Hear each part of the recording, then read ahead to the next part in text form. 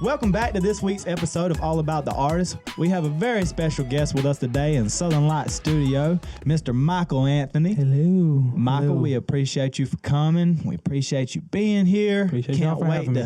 Can't wait to dive in and get to know you a little better, man. So tell us a little bit about yourself. All right, my name is Michael Anthony, and I come from Donaldsonville, Georgia. I started really getting into music when I was 9, and I've just stuck with it ever since. Okay, I'm in Donaldsonville, Georgia. What you do in Georgia, man? A Georgia boy? As much as a Georgia boy can be. Georgia Bulldog fan? I don't really like sports that much. Everyone thinks I'm a monster because I'm a Georgia boy. You got to rep the Bulldogs. I don't rep anybody. Whoever my family cheers for, that's who I go for. I'm a bandwagon guy. Okay. So, is your family originally from Georgia? My grandmother's side of the family is originally from England, actually. Wow. And my Nana, my great-grandma, she moved them over here when my grandma was 5, I believe.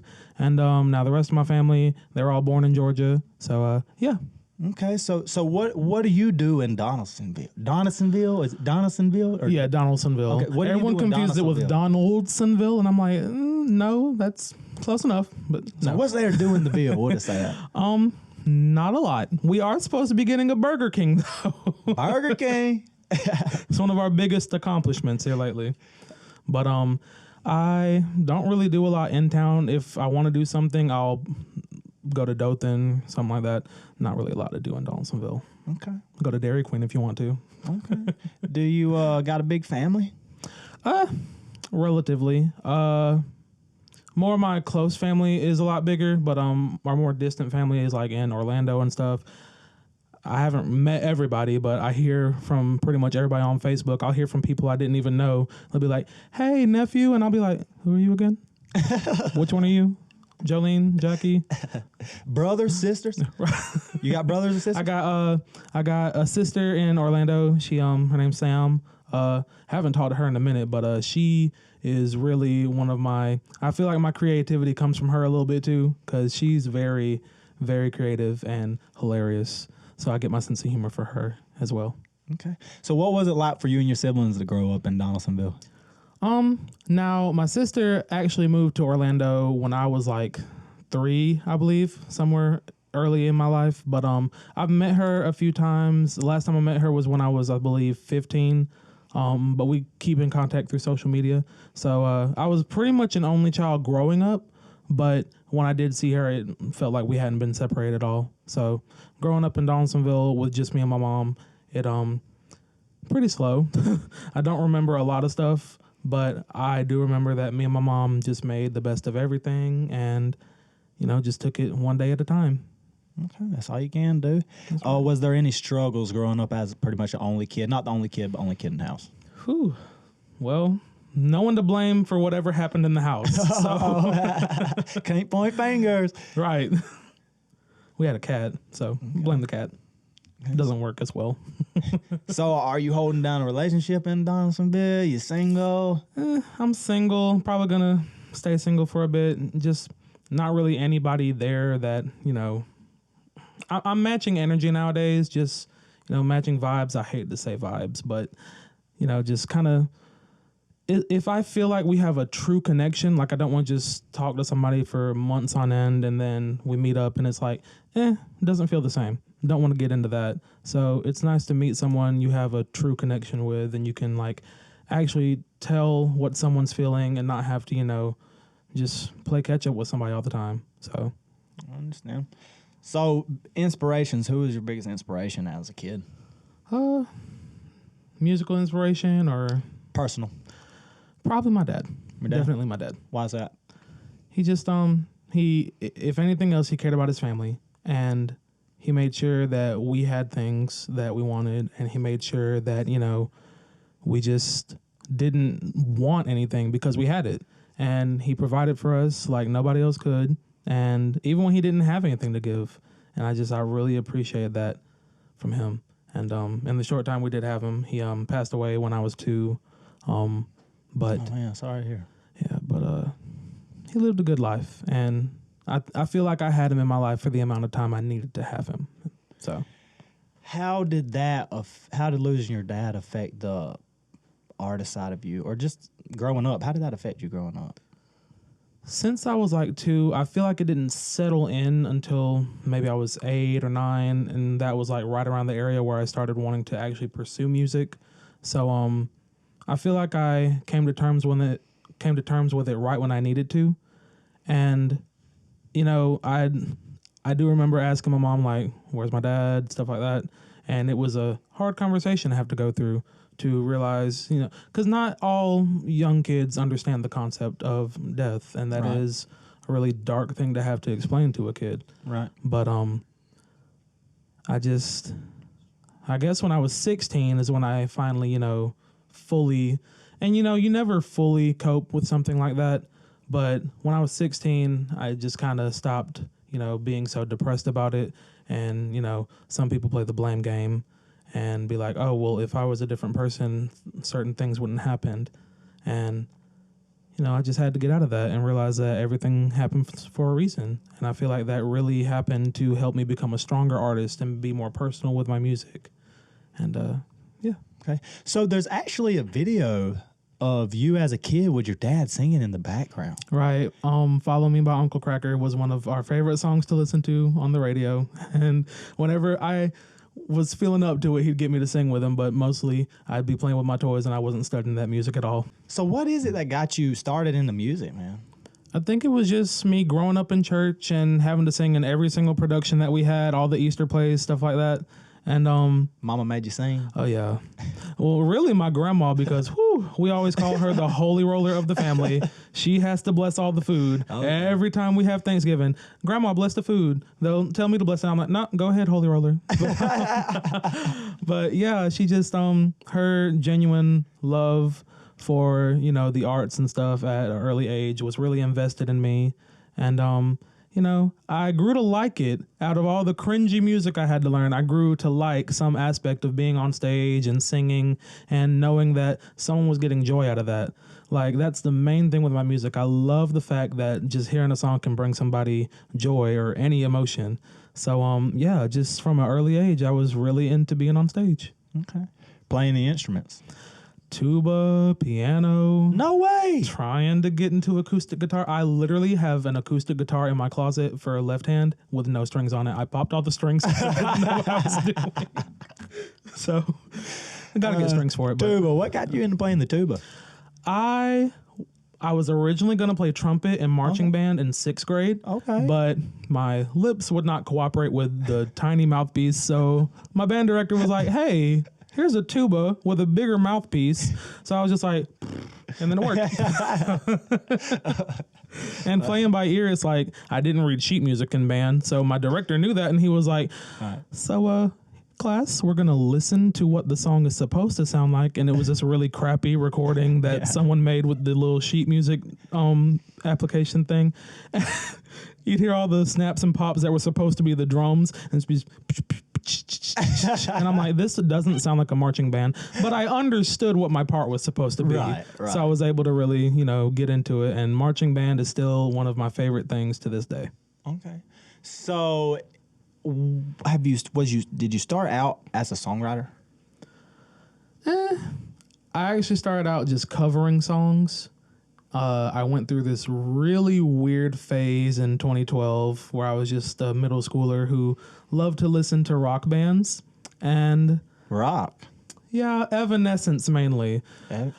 Okay, it was all Evanescence. So I just covered a bunch of Evanescence songs, and it was just me recording songs on my phone, and I pretended I had a tribute band. Yeah? And those were posted on Facebook. That Facebook account is gone now, so happy for that. Bring it back. But yeah, that's how I got my start. And then I was like, hey, I can write music instead of just covering stuff. So I wrote my first song when I was 15. Wasn't a good song, but it was a start. What was that like, writing your first song? It was really empowering to write my first song. It felt like I made this big accomplishment. I felt like I could win a Grammy that summer. I was like, hey, here I am. Give him his award. Billboard Music Awards, where you at? Okay, top 100. But yeah, it felt really good. Like a huge weight had been lifted off my chest because I felt things and I was like, I don't know how else to express this. So wait a minute, I can sing it. And that just really settled the score. Songwriting's what I want to do. What was that first song about? It was called Mend Me, and it was actually about not only my dad's passing, but just other things that had happened in my life. I was 15, so half-life crisis, I guess. 25% of the way through, and I was just like, there's a lot of things going on for me to be 15 years old. Let me write it into a song. And the main line was, does anyone know how to fix this broken heart of mine? And it was just really me longing for something, not necessarily a relationship or anything in particular, just something to like fill that void that was there. Okay. So when you write, what is your process? Depending on the sort of song I'm wanting to do, a lot of times I'll just be feeling something, like I said, and I'll write it. But other times I'm like, hey, I want to make a song that has this sort of drive-in in the car at sunset vibe. Oh. Or, hey, I want to go to a party, let's hang out. One of those like really typical tonight's the night songs. Yeah. But just coming up with new nuanced ways to tell those stories with different sounds. Like I don't really like to, confine myself to one genre of music. I like to explore different sounds like rock, like I said, and pop and R&B recently. I love me some 2000s R&B. Like Beyonce, Destiny's Child. Yes. Favorite song from 2000s? Right now, I have been bumping. I actually don't. We're going to count the remix of it, but So Into You by Tamia. Okay. Oh, yes. Okay. Been bumping that one a lot lately. Okay. So what's your favorite song you've ever wrote? That's a toss-up. I'll say right now my favorite song I've written is Nassau from my first album. It's a song. It's titled after the city in the Bahamas. My freshman year of college, the show choir went on a cruise at the end of the year to the Bahamas, and I was scared to death of being out on the open ocean, scared of boats, stuff like that. Because when I was 8, my uncle pushed me in the deep end of the pool, and I almost died. And I was like, whoa, don't like the water. No thanks. But we got on the boat, and there was just something about being around everybody and in that environment, and it just felt so different. Like, I just love things that are different. So being out there and then getting off that boat on the 4th day, I was like, man, I want to go back. So I was like, let's write a song about how much I miss the Bahamas. And that's what we did. Okay. So we actually have a music video of you. It looked very interesting of you. I look like in a parking lot. Can you tell us a little bit about that? Can we see it? Yeah, definitely. Okay, awesome. Is anyone out there? Did you give up on us? Break this silence and crush under love. I don't wanna lock down, but we've lost so much. Will you forgive me if I can't see? So, man, that video looked very interesting. Where was you at? Can we get a little behind the scenes? Well, we were actually in the parking lot of Roses in Donaldsonville. Nighttime video shoot. Wasn't where the video was supposed to end up being shot. We were actually supposed to be filming at this burned down house just down the road from me, but it got really dark and the lighting was terrible. So we were like, hey, let's go to a parking lot where they have street lights and a lot more luminous bulbs for us to actually see our faces. So we filmed the video. It was like 10 o'clock at night, and the documentary was supposed to come out the next morning. So I was like, we really need to get this video done. So let's do it right now in Roses. So yeah, that's how that video shoot happened. And sort of the backstory behind it, the song is Far From Heaven by Evanescence, and it was one of my favorite songs off of their album, The Bitter Truth. Not a sponsor, but I loved the song. The message is just someone who feels so like straight, so far away from their faith. Mm-hmm. And I feel like so many people relate to that. So I really wanted to get that message across. So the setup for the video was we actually started at the burned down house, and it's just me sitting there. And the story behind it is these two brothers, one of the brothers, they shared this art of dancing. They both had a passion for dancing. So I start at the burned down house and I'm just mourning my brother. And then eventually I move to this parking lot because it's a big wide open space and there's plenty of space for someone to interpretive dance, just sort of air out their grievances and stuff. So it just ends with me finally connecting with my lost brother again and sort of letting him go. Okay. Interesting. So what is some of the biggest obstacles that you've faced as an artist? I feel like one of my biggest obstacles is my procrastination. I'm a Virgo, so I'm going to tend to procrastinate a lot. But when it comes down to writing music, making deadlines for albums to drop, I have had a terrible habit of saying, "Oh, I'm gonna release this album in a year," and then I'm like, "Okay, I have a year to work on it." Then the year passes, and I'm like, this deadline's coming up.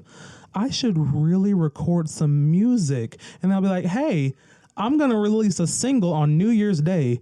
No one reminded me that I was supposed to be releasing a song on New Year's Day. It was January 3rd. And I was like, was I supposed to release a song on the 1st? So then I got on the computer and I was like, whoa, how did I miss all these deadlines? What's going on? So on the 5th, I put out the first single from my second album. And I was like, well, it's late, but here you go.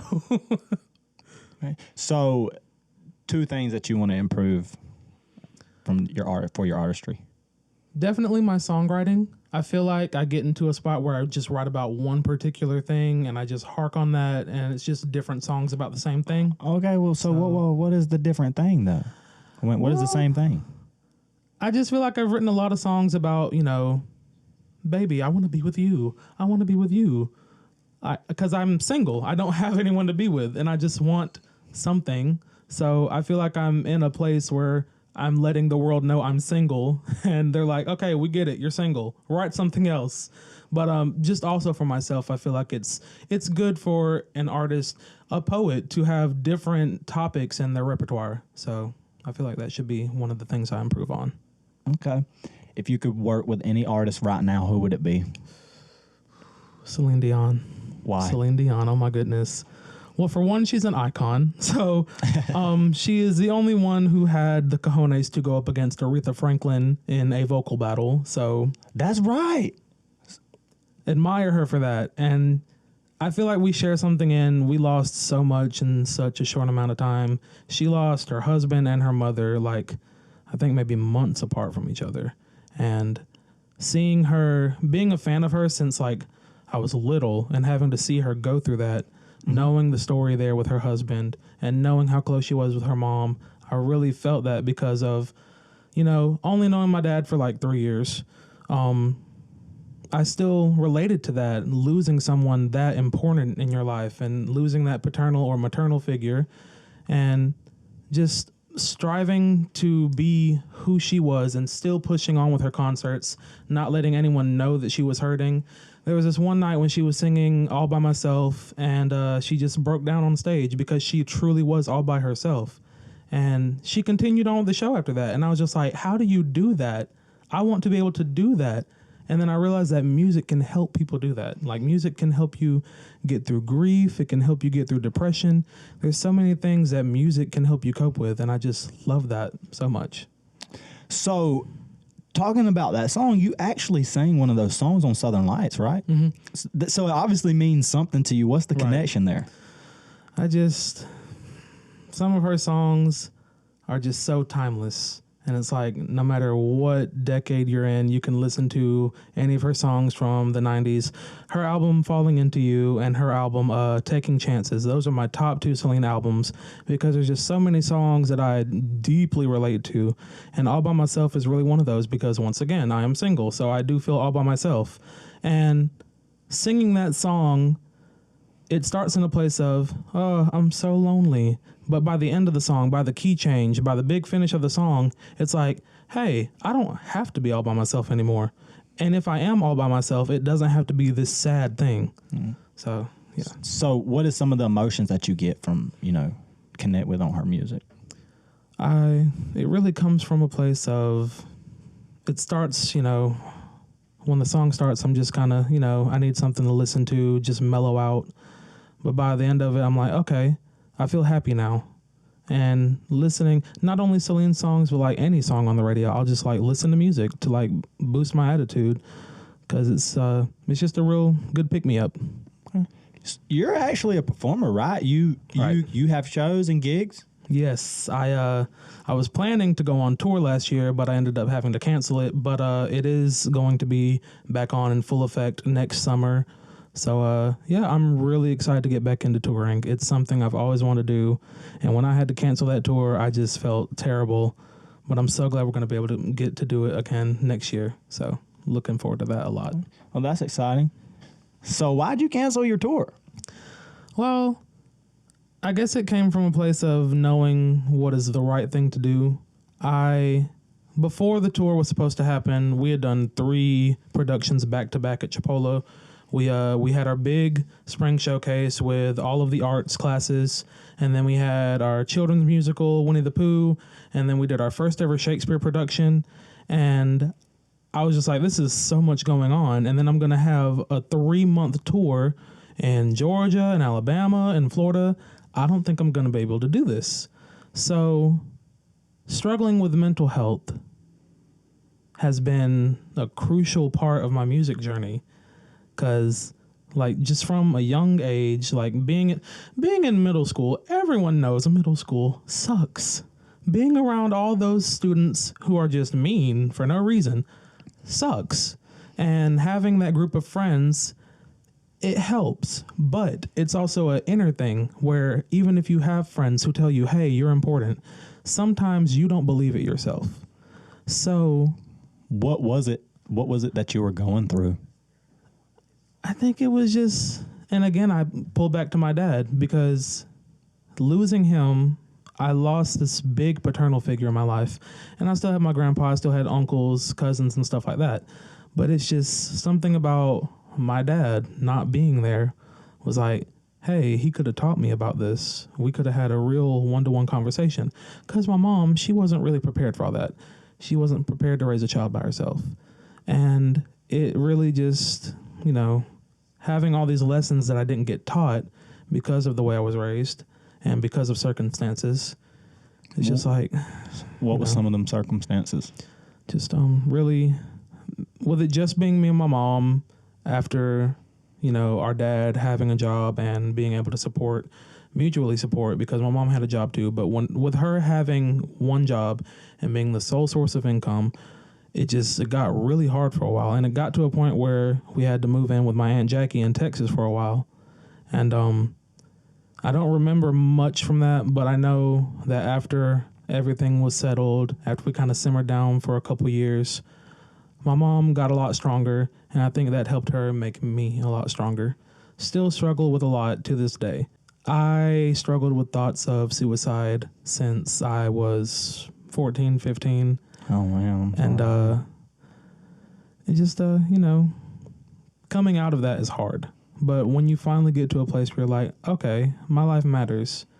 Even if I feel like my life doesn't matter, I know someone else needs me. So I feel not only selfish, but I also feel like, I'm not telling the full story. I'm not letting someone know how deeply I'm hurting. I'm not telling them what's going on. So if I have all these people who feel like, oh, he didn't come talk to me, then what does that say about me? So it's hard to do it alone, but I had to really get to a place where I realized I wasn't alone. And I feel like that's part of the reason why I canceled the tour, because I was like, I need help. I have to allow my time to get help.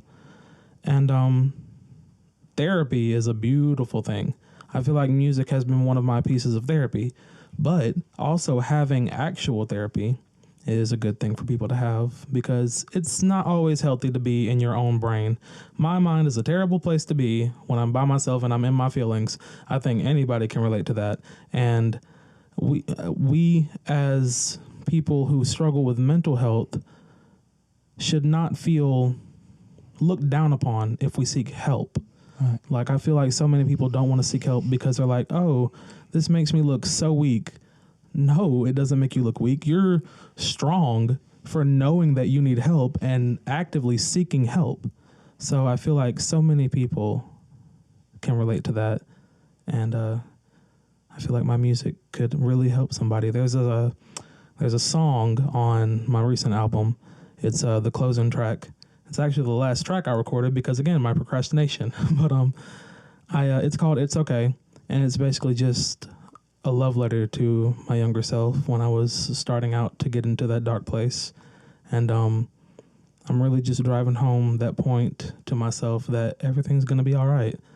In one of the last verses of the song, I say, close your eyes, tell me what you see. Hopefully it's me. Hopefully you see our victory. And I thought it was so important for someone to hear that, because that song can not only be to my younger self, it could be to someone else who was going through the exact same thing that I went through. And I don't want anybody to go through that. No. So I feel like it's really important for my music to convey that message that everything's going to work out fine. And I know this is cliche, but if you really, truly believe in yourself, then you can do anything. So. Well, man, that's very bold. It takes a lot of courage to say some of the things that you did, for sure. But what was it that got you through that? How do you cope with the problems? I don't even think I have a definite point where I knew I was coped, but all I will say is it does indeed take time. It takes time, and I feel like so many people try to rush the process. They don't allow themselves to just be miserable for a while. I'm not saying you have to fall into this state of, oh, I don't care about anything anymore, because what's the point? Because I've been there, and it's not a good place. But getting to the point where you say, hey, if I allow myself a little bit of time to be sad, a little bit of time to cry. I love to cry. Crying is such a beautiful thing. And, if people don't cry, I feel like it just builds up like a hot water bottle and you just explode one day. And I feel like no one should ever get to that point. Right. So. Well, I tell you, man, you've been through a lot, but to have been through so much, you do a lot yourself. Like, you're a self-producing artist, right? Right. So you take care of all the business. Tell us a little bit more about that. Like, that's something to be proud of. Yeah, I actually started recording music in 2019. I put out my first EP, completely self-produced. I recorded all my vocals on my phone, and I used this free program called Audacity to edit my vocals. At the time, I wasn't producing my own tracks. I was just, I think I had one self-produced track on there, and it was like the starting song on the EP. And the rest of them were just really crappy YouTube instrumentals that I had pitched down because I couldn't sing in that key. But then through the progression, and speaking of progression, I feel like that's what I'm trying to do. My first 3 albums are all titled MA Volume 1, Volume 2, and Volume 3, because it's like a trilogy to show my progression as a beginning artist. MA Volume 1, most of the tracks were covers. I think it was half covers, half original content. Volume 2, the one I just put out, there's only 3 covers on the album.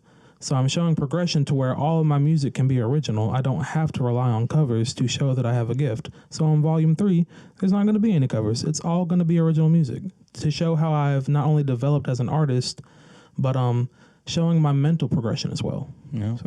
You've got to grow before you bloom. Right. Got to grow before you bloom. Right. So when you produce a track, you be everything. Do you come into it with an idea? How does that go? Most of the time I do come into it with an idea. A lot of times I'll just be sitting there going through all the different settings on GarageBand, on the synth section, and I'll just be like, hey, this sounds cool. What can we do with this? And I'll say, hey, I have an idea in the back of my head. I have like a whole artist catalog of songs in the back of my mind that I'll just pull out when I'm writing music. And I'm like, hey, this lyric doesn't really work in this song, but how about this song? And I think like one of my favorite songs off of my recent album is called Delicate. And it evolved a lot from this slower song to a more upbeat Olivia Rodrigo's brutal type song. Mm-hmm. That's one of my favorite songs from her album Sour. And I really wanted to channel one of my biggest musical influences, Alanis Morissette. I really wanted to channel some of her tones in her music. So I thought, hey, why not throw a rock song in here? I want to show people I have variety. So I did that song. And it's just kind of a culmination of all these different things I went through and just saying, hey, here's an upbeat song, so you don't know how sad the lyrics are. There's so many songs like that. Right. Mbop by Hanson, one of the best songs ever, and it's so depressing if you read the lyrics. But I thought it would be fun to do one of those songs, you know. Okay. So where do you want your music to take you? Whew. On the road. Just On the road. city to city. Like I said, touring is one of my biggest things I want to do. And eventually on planes and boats going worldwide, I think my lifelong dream is to perform in the Sydney Opera House in Australia and have an orchestra playing with me. That's like the big end goal. I love orchestral music, and I feel like that's a really big accomplishment for someone to be able to perform in a venue like that and have all of these musicians helping you out with this gigantic show in this gigantic venue. I feel like that's such a huge accomplishment, and I'd love to be able to get there. If you can open up at any stadium, any place, where would it be? Man, the Rose Bowl. The Rose Bowl? Okay, Rose Bowl. Something about sports stadiums and being able to, you know, sell out a sports venue for music. I feel like that's rubbing something in somebody's face. I love the idea because in my school in particular, in high school, we had enough money to get the entire basketball teams, the gym floor. We had enough money to repaint the gym floor, but we didn't have enough money to get new instruments for the band. We didn't have enough money to, you know, support the arts. We had a whole like actual painting and like sketching class that had to be cut from the program because they were so invested in the sports. And I'm not talking down on sports because I don't like sports. It's just a matter of what's fair. All of these students who don't participate in sports, who need something else to like channel all this energy, this creative energy they have built up, and they have nowhere to put it. So canceling arts programs is just like a big, you know, forget you to students. And it just seems so unfair. So I feel like singers performing in sports stadiums shows them that, hey, all these people came to see you, but at the Super Bowl, there's a lot of people who are only there for the halftime show. That's all I'm going to say. Exactly. Exactly. So you obviously feel like there is an issue with how artists get treated versus athletes. Definitely. So if you could say anything to everybody out there right now, what would it be? Okay, so I feel like there's this thing where a lot of people who don't necessarily fit into a particular crowd, they'll feel like they're outcasts. They'll feel different because, and you are different, but different isn't always something to be frowned upon, you know? Right. Like so many kids my age, I say kids, I'm 21, but so many people my age and younger, especially younger, they just depending on where you grow up, especially me, when you grow up in a small town, it's like no one cares about these new ideas that are being thrown out. No one cares if you have something spontaneous about you. They're so set in tradition and set in old ways. This is how it has to be. Don't you dare stray off that path. But I say do not be afraid to step off of that path, full speed sprint to the end. Because a lot of times, when you have something different about you, you will get to the finish line a lot quicker than people who are so stuck in those old habits and old ways and just never changing anything. And don't be afraid to be different. Different is good. Change is good. We have to evolve. We have to grow as people. And if you are holding something back, if you are suppressing something of yourself just because you're scared of what people think, scared of how people are going to treat you differently, if they treat you differently after finding something out about you that you are so passionate about, then you shouldn't be around them. Especially my creative people out there. Oh my gosh. Artists, you are so beautiful. And I cannot stress that enough. Don't let anyone tell you, what did Christina Aguilera say? I am beautiful no matter what they say. Words can't bring me down, so don't you bring me down today. Amen. Okay, there we go. That was great, man. I definitely am a firm believer in be true, stick to who you are, never be afraid. So there was like you, what is it that, was there anything that you were afraid of? Like, what are you afraid of? What are some of your challenges that you face with that? Now, are we talking spiders and roaches, or are we talking, leaping the Grand Canyon? Because if that's the case, I have a list. We ain't talking those spiders and roaches. What you seem like you were talking to the audience, and what is it that you go through that you had troubles with? It's mostly just, like I said, I grew up in church, singing in church. So I feel like so many of the old habits in small towns is from religious backgrounds because, in the Bible Belt, you're going to run into a lot of that. A lot of people who are stuck in the Old Testament days. And it's just really hard for people to come to terms with that, especially older crowds. When I go up and I perform all these 2000 sounding hits for people who grew up listening to Elvis Presley, I'm not going to get the same reaction I get out of teenagers and people my age. So it's hard to find a, demographic that I can put my music into and get a good reaction. But those few people who love my music, I know that's who I need to stick with. And kind of bouncing off of that, my music has always been something that people have looked down on. Like, coming from a creative space, people don't care about stuff like that. Go get a job. Why are you on the computer? Why are you drawing? What's that thing you're using to make beats? Ew, that sounds terrible. Go work at Dollar General. Not talking about Dollar General. I literally work at Dollar General. Miss Morgan, please do not look at this video and assume I want to put in my 2 weeks. Please. I love it. Gosh. But yeah, just, things relating to that. It's just really hard for creative people to, move forward in situations like that. So that's really something I want to say so people don't feel afraid to, step out and just be different. Right. So what is next for Michael Anthony? What is it? Well, are we getting into some things here? All I'm going to say is good things come to those who wait. Now, all my fans, I know y'all are expecting EP number 3. I don't know what it's going to be about yet. I don't know where I want to go with the direction of the music. I have the 3rd album completely planned out, but the 3rd EP, I don't know where we're going to start. So we're going to give it a year. And in about 6 months, I'll say, hey, I have an idea. And then we'll see where it goes from there. That's all I'm going to tease right now. But okay. I will say I have some music videos coming out in the summer. And he'll put it to rest.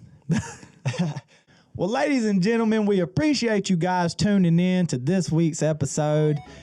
Michael, we appreciate you coming. And hey, don't forget, tune in next time because we're going to have another artist sitting in that same exact chair and we're going to get into some things. So we appreciate you, man. The time has been great here. To y'all tuning in, thank you, and we'll catch you next time.